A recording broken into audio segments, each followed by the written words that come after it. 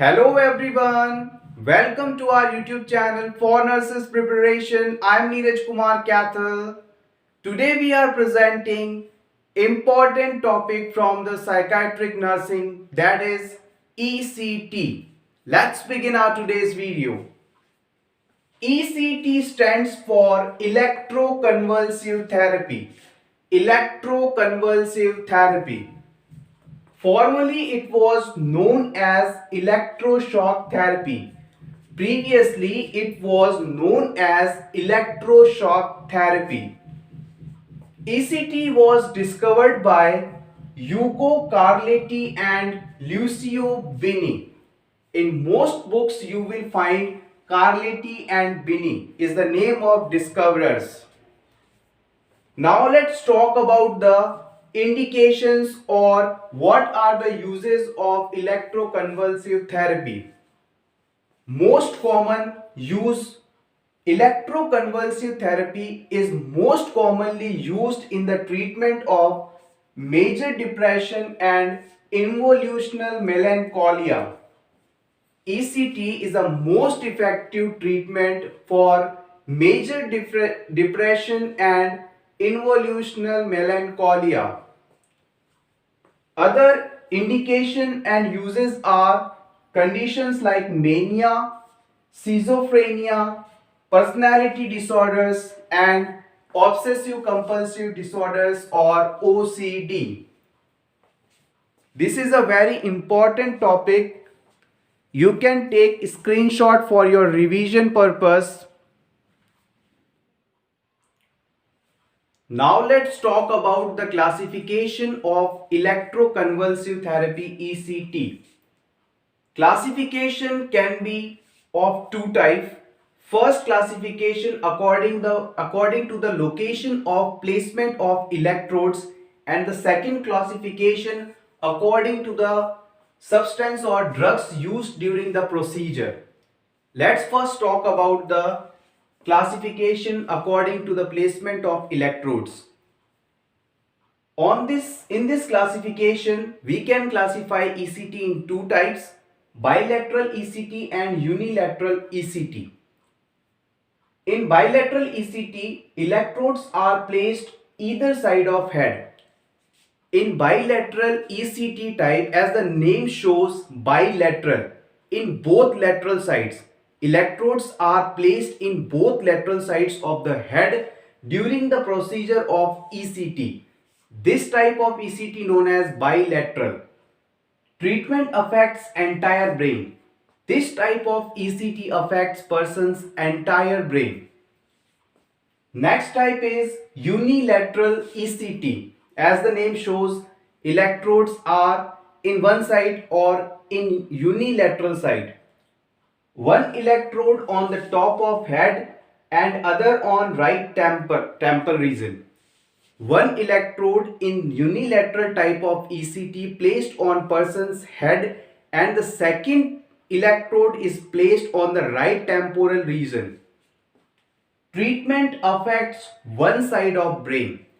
As electrode is placed on the one side of the brain, so unilateral ECT affects only one side of a person's brain.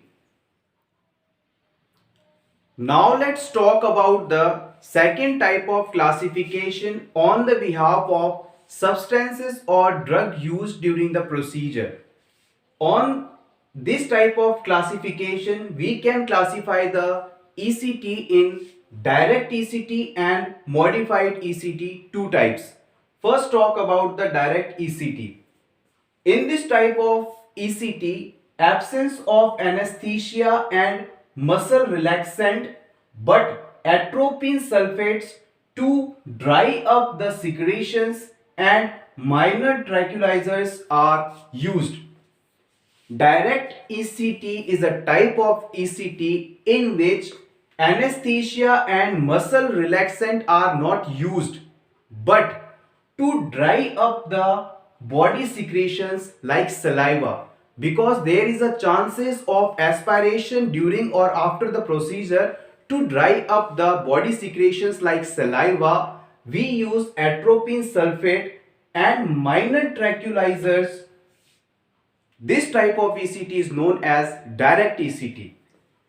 Commonly not used now. Direct ECT is not commonly used these days. Mostly we are using modified ECT, modified electroconvulsive therapies nowadays. Let's learn about this modified ECT. Modified by drug-induced muscular weaknesses and general anesthesia. Modified ECT is a type of ECT in which we are using muscular weaknesses and general anesthesia. We are using substances that are causing muscle weakness and general anesthesia to decrease the patient's anxiety. In further video, we will tell you what are the complications of ECT. There is a important complication, fracture. To prevent this fracture condition, we are inducing muscular relaxant or drugs that are causing muscle weakness. So modified ECT is a type of ECT in which we are inducing muscle weakness substances and general anesthesia to decrease the patient's anxiety level. This type of ECT is commonly used nowadays. Friends, you can take a screenshot for your revision purpose. There are few important points to remember while providing electroconvulsive therapy. Before administering ECT, empty patient's bowel and bladder, remove metallic object, take informed consent, loose clothing, etc. Before providing electroconvulsive therapy, we have to explain about the procedure to the patient and his family members, and it is very necessary to take informed consent. Informed consent means after providing the detail of treatment, you have to take a signature on a paper that provides complete information that we have told about whole the procedures and its merits and demerits also. After that, empty patient's bowel and bladder, it is very necessary. Do not give ECT in a person who is having metallic implant in his body. If he having any kind of metallic object like ornaments, we have to remove this before this procedure and loose the patient's clothing because it can cause some kind of discomfort and restrict the movement. So loose the clothing before the procedure. Next point, amount of current passed during ECT is 200 to 1600 milliampere.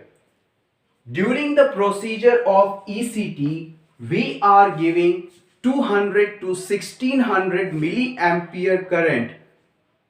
Next point.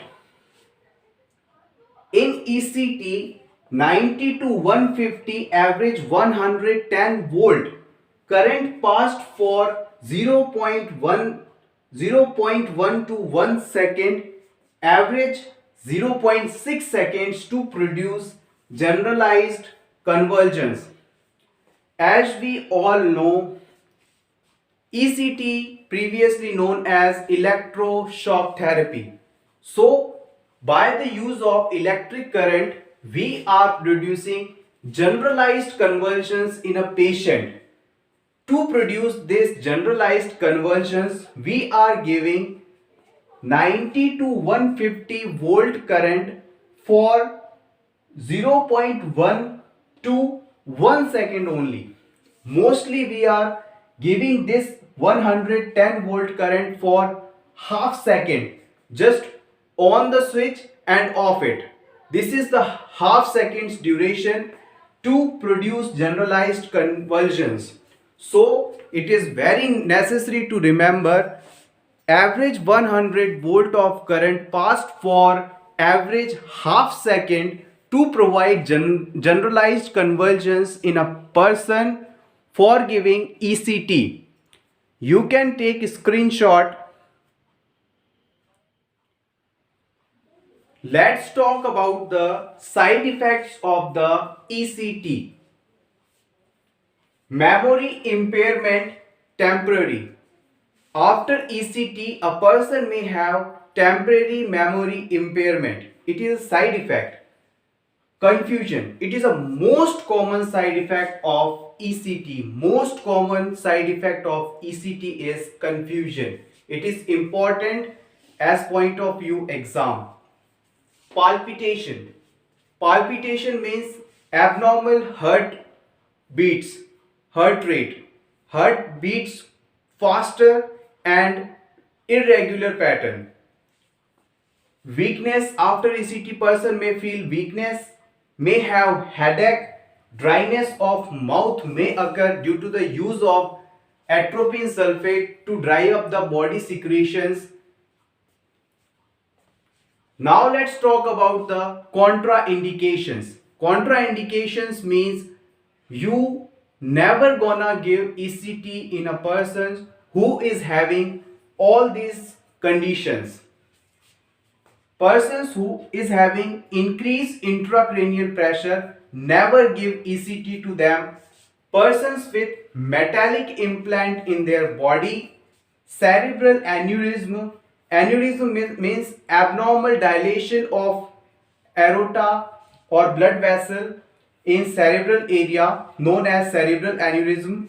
Severe osteoporosis. Osteoporosis is a disease of bone in which bones are weak and there is a chances of fracture. Persons with heart diseases, cerebral hemorrhage. Person who is having cerebral bleeding, never give ECT to all these types, etc. So everyone, this was our today's video about ECT and we have collected all important points for upcoming exams. This was a very short video on this topic. How was the video? You can leave your feedback in comment section below.